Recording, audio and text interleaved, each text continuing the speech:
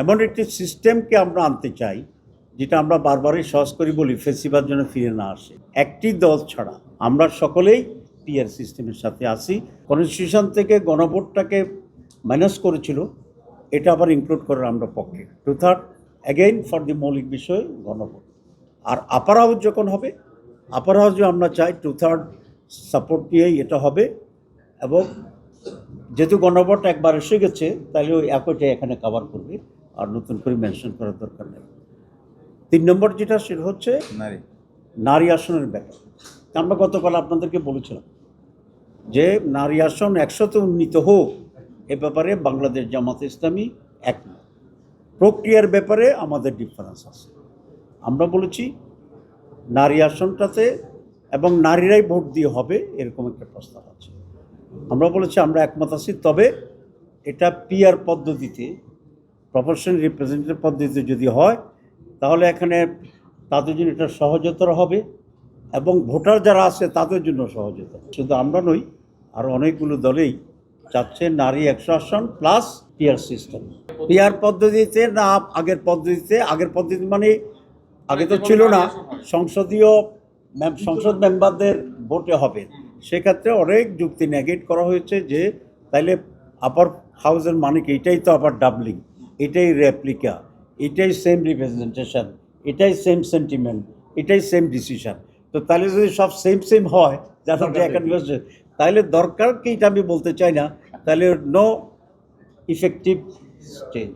ঐকমত্য মানে যদি এই হয় 100 ভাগ 99 ভাগ নয়, তাহলে এই ঐকমত্য এত পার্টির ভিতরে হওয়া সম্ভব না। সারা ওয়ার্ল্ডে অ্যাকসেপ্টেড ডিসিশনের ক্ষেত্রে হচ্ছে মেজরিটি, আর কোনো ক্ষেত্রে হচ্ছে 2/3।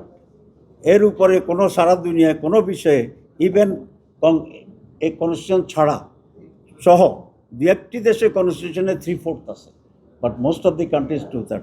তো এর চেয়ে কোনো বিকল্প রাস্তা নেই। বাংলাদেশ কী চায়? বাংলাদেশ আসলেই একটা কোয়ালিটেটিভ পরিবর্তন চায়, একটা চেঞ্জ চায়, এবং এমন একটি সিস্টেমকে আমরা আনতে চাই যেটা আমরা বারবারই সহজ করি বলি ফেসিবার জন্য ফিরে না আসে। তো ফেসিবার ফিরে না আসতে আসলে যেসব ফাঁকগুলো আছে, তারপরে ছিদ্র আছে, ছিদ্রকে তো আপনার বন্ধ করতে হবে। আপনি যদি ছিদ্র ছোটও রাখেন, এই ছোটো ছিদ্র অনেক সময় বড় হয়ে যায় না? তো সেই জন্য আমি মিটিংও বলেছিলাম যে এখানে দোঁড়া সাপও ঢুকতে পারে, বিষধর সাপও ঢুকতে পারে। আগে যেগুলা ডিসিশনের এখনও ফাইনাল হয়নি, আমরা তো অনেকগুলা সেমিফাইনাল খেলা হয়ে গেছে, ফাইনালের খেলাটা বাকি আছে। এরকম অনেক সাবজেক্ট ইম্পর্টেন্ট আছে, সেগুলো আরেকবার আলোচনা হবে। যে বিষয়ে আমি বলেছি আপার হাউস, নারী, এগুলো কিন্তু আলোচনা হয়েছে, এখন এটাকে ফাইনাল স্টেজে।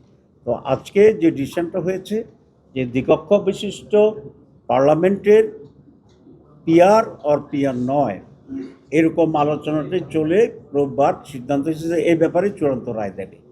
আর বাকিগুলো যদি এরকম আস্তে আস্তে এইভাবে থাকতে থাকে, commission will take some decision. Extreme মশার কয়েল প্ল্যান্ট ফাইবার দিয়ে তৈরি, তাই সহজে ভাঙে না, সুগন্ধিযুক্ত ও নিরবিচ্ছিন্নভাবে জ্বলে। ডেঙ্গু, চিকুনগুনিয়া বাহি সহ যে কোনো মশার বিরুদ্ধে দেয় এক্সট্রিম সুরক্ষা।